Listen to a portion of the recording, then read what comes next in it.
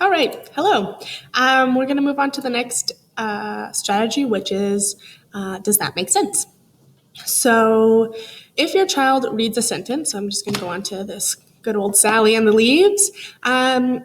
If your child reads the sentence like this: Here is the brown lasagna, said Sally.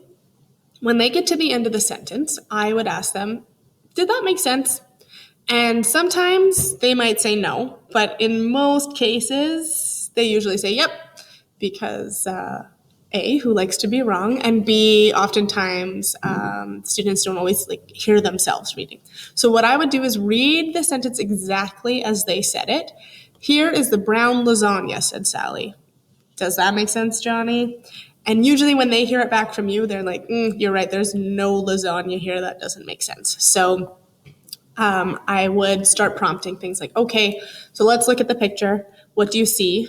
She's holding leaves. Okay, can you find the word leaf? Okay, maybe they identify it, leaf. Once they have figured out this word, we always go back and reread. So here is the brown leaf, said Sally. Awesome. So that is, does it make sense?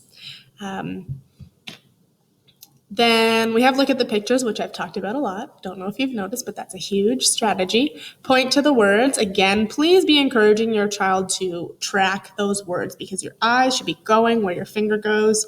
If you want to be doing fun things like getting a popsicle stick, if you want to, and I'm saying you do not need to be doing these things, but some kids just prefer it better, pointing to the words with something. Use a pencil. If you want to be super creative, you can get those like witch fingers from Dollarama, and then they can point with a witch finger. The other thing you can do is you can point with them. So put your hand on top of their hand, point together. Point to the words. Here is the brown leaf. I guess when I'm doing that, I'm kind of sounding like a robot, like I say to them.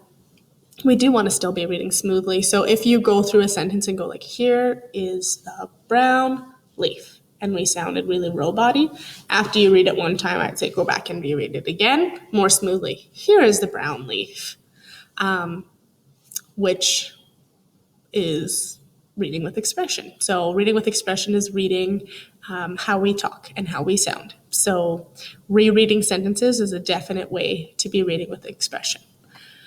I zoomed through those 4 strategies right there, but the big one is asking them, does that make sense? Because when you are bringing them aware of what they are reading, then they are going to be thinking that later on.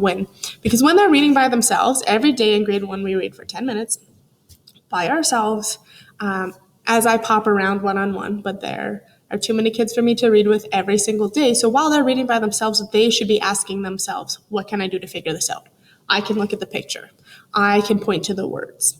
Okay, so I'm teaching them in the classroom these strategies, and then when they take the book home, you're just enhancing those strategies and reinforcing them at home too. Oh, Johnny, make sure you're pointing to those words because then our brains are going to learn a little bit better when we're pointing.